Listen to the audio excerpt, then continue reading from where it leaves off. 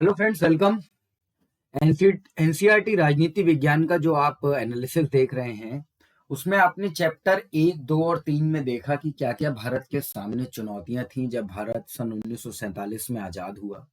आजाद होने के बाद आर्थिक मोर्चे मोर्चे पर किस तरीके से भारत ने अपने आप को कंसोलिडेट किया। राजनीतिक मोर्चे पर हमारे सामने जो जो चुनौतियां थीं, जो ऐसे बिंदु थे जिनकी वजह से भारत कई भागों में आजाद होने के बाद भी कई भागों में जो है विद्रोह देख रहा था या बंटवारा देख रहा था, उसको भारत ने कैसे पार पाया और कैसे केंद्रीकृत प्लानिंग के द्वारा, केंद्रीकृत योजना व्यवस्था के द्वारा भारत ने अपने आप को जोड़ने की कोशिश की और संविधान निर्माताओं के सामने क्या क्या चुनौतियां थी, जिन चुनौतियों को पार पाते हुए एक एक एक स्वर्णिम भविष्य की परिकल्पना जो है वो की गई थी। लेकिन सिर्फ यही चुनौतियां आजाद भारत के सामने नहीं थी। भारत के सामने एक बहुत बड़ी चुनौती थी, भारत के विदेश संबंध कैसे होंगे और इन संबंधों के द्वारा भारत किस तरीके से अपने आप को विश्व पटल पर रखेगा।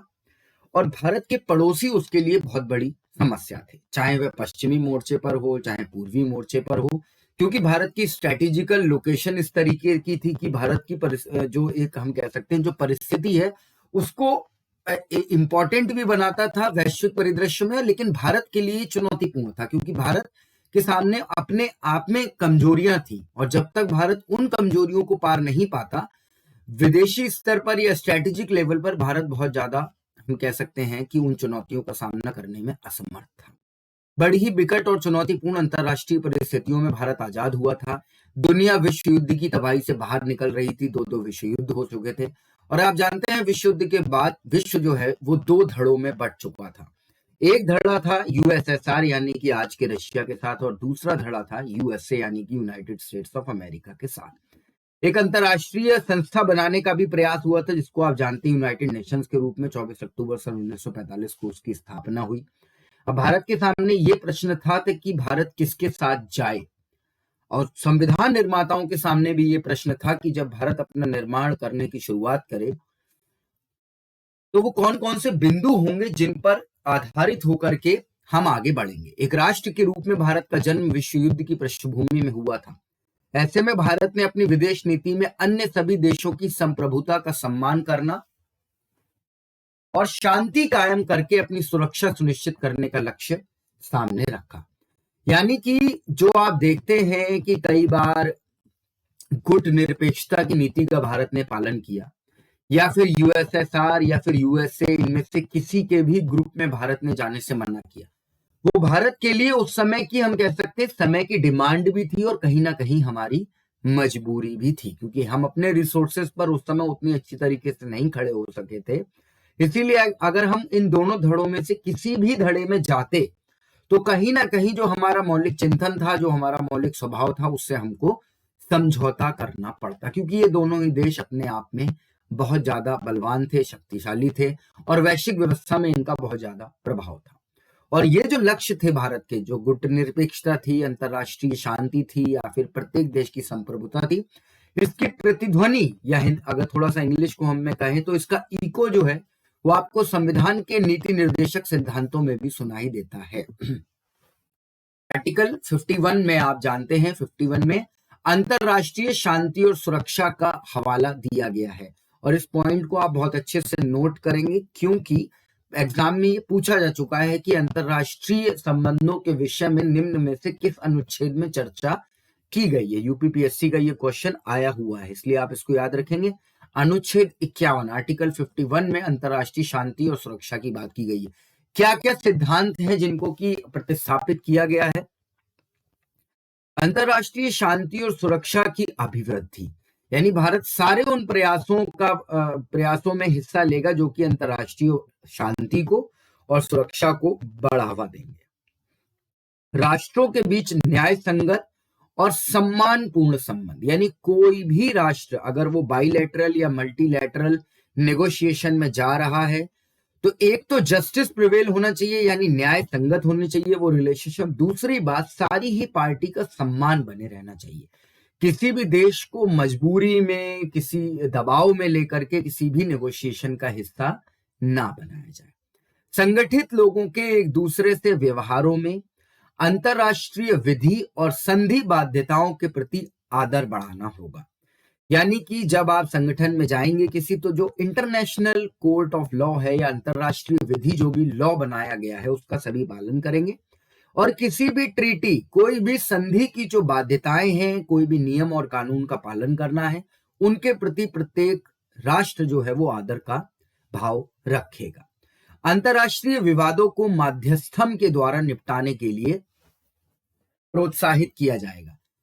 किसी भी युद्ध के द्वारा, किसी भी थर्ड पार्टी के हस्तक्षेप के द्वारा नहीं, बल्कि दोनों या जो भी अगर बाइलेटरल है तो 2 देश, मल्टीलैटरल है तो 2 से ज्यादा देश मध्यस्थता के द्वारा किसी भी विवाद को निपटारा करने का प्रयास करेंगे।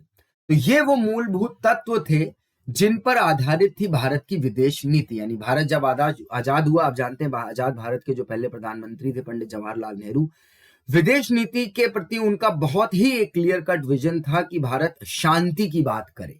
और जैसा कि मैंने आपको अभी बताया, ये शांति की बात करना ना सिर्फ भारत के लिए उस समय जरूरी था, बल्कि मजबूरी भी थी, क्योंकि हम अपने पैरों पर उस समय उतनी मजबूती के साथ खड़े नहीं हुए थे कि अगर हम किसी युद्ध में इन्वॉल्व होते तो हम उसको अफोर्ड नहीं कर सकते थे। हालांकि हमारा ये विचार कहीं ना कहीं बाद में थोड़ा सा गलत साबित हुआ, चाहे 1949 का पाकिस्तान का इनकर्शन हो, 1962 का चाइना का इनकर्शन हो, 1965 और 71 में दोबारा पाकिस्तान से युद्ध हो। शुरू के 15-20 साल भारत के लिए बहुत ही एक हम कह सकते हैं वॉलेटाइल, बहुत ही वल्नरेबल स्थिति के रहे। इस वजह से हमारा आर्थिक विकास भी कहीं ना कहीं बाधित हुआ।